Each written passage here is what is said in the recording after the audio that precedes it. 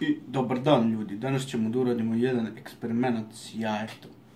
Kao što vidite, to je kokošije jaje.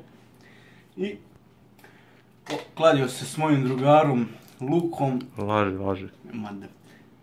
Da ovo jaje ne može kada se stisne da se slomi.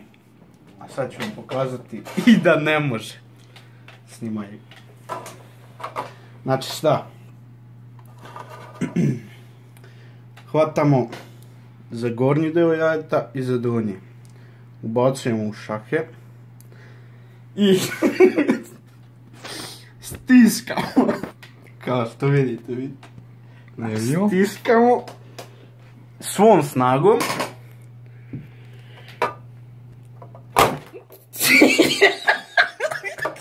Ipak smo malo ojačali.